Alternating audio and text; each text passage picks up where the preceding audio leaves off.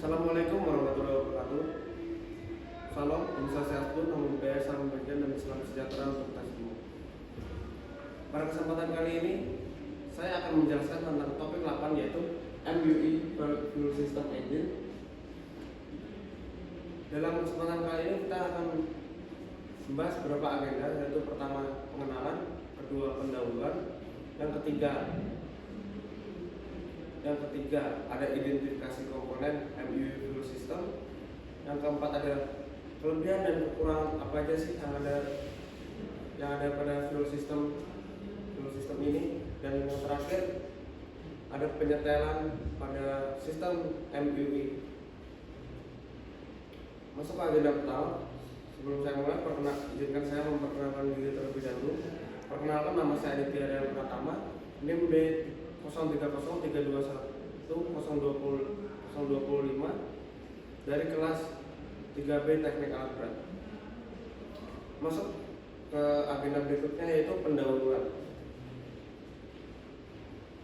Nah, pada pendahuluan kali ini kita akan membahas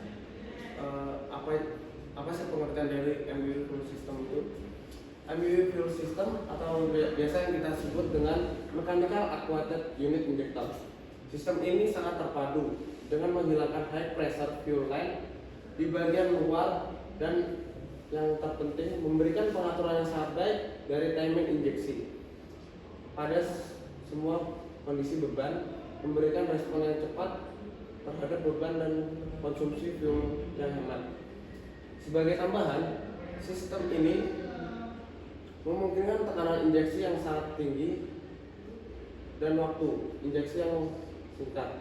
Berikut dengan pengaturan emisi yang meningkat. Nah, mungkin tadi di pendahuluan kita sudah mengulik sedikit pengertian dari MUE Fuel System. Masuk agenda berikutnya, di sini kita akan mengidentifikasi dan mengenal komponen-komponen apa aja sih yang diperlukan atau yang berada di MUE Fuel System Engine ini. Nah, yang pertama ada fuel transfer pump. Yang saya tunjuk di sini, fuel transfer pump di sini juga salah satu keunikan dari MUE Fuel System Engine, karena fuel transfer pump sudah gabung dengan overload. Selanjutnya ada primary fuel filter, yang ketiga ada secondary fuel filter, sama fungsinya untuk menyaring bahan bakar fungsinya. Yang keempat ada pressure relieving valve yang berfungsi untuk jika ada tekanan yang berlebih dia akan otomatis membuka. Yang kelima ada fuel tank, dan yang terakhir ada fuel injector. Jadi dapat kita telah di sini. Berikut ini 6 komponen ini adalah komponen-komponen berada di MUE Fuel System. Masuk agenda berikutnya, yaitu di sini kita akan belajar cara kerja MUE Fuel System. Dari yang pertama, fuel yang ada di tangki atau fuel tank akan dihisap melalui primary fuel filter oleh fuel transfer pump yang tentunya sudah menyatu dengan overload. Fuel akan masuk ke ruang bakar atau cylinder head melalui secondary fuel filter untuk disaring terlebih dahulu.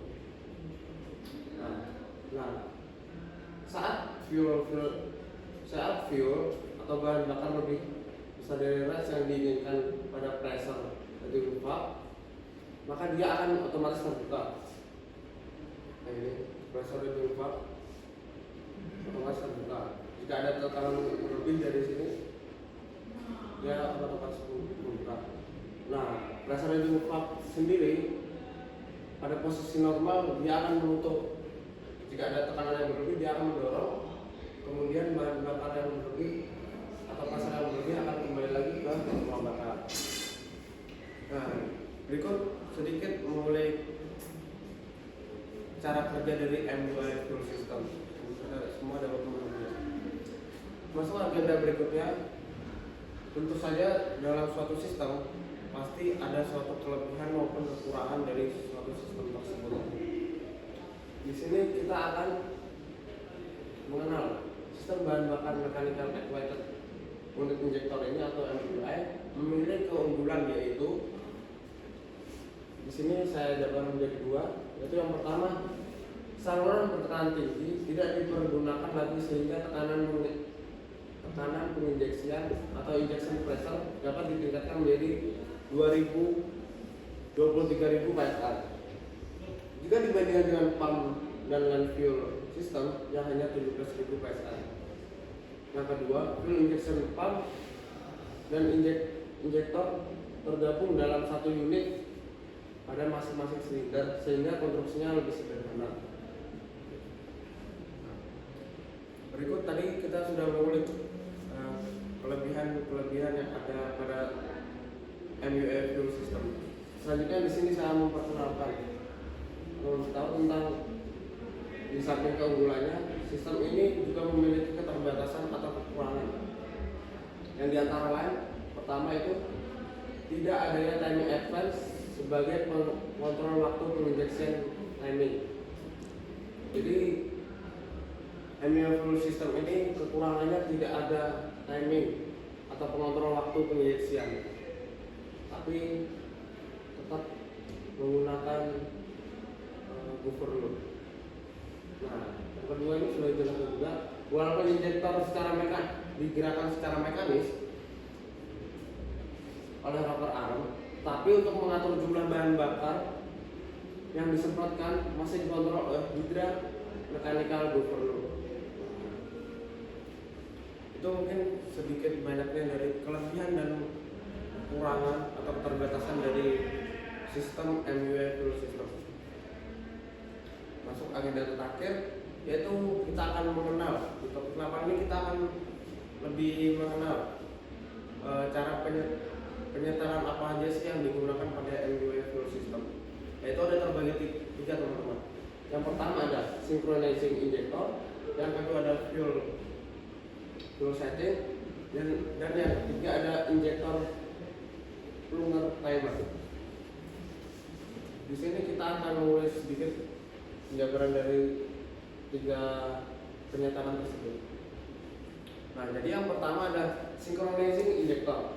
Synchronizing injector ini adalah pengaturan semua injektor bahan bakar ke posisi referensi sehingga masing-masing injektor memberikan jumlah bahan bakar yang sama ke setiap silinder.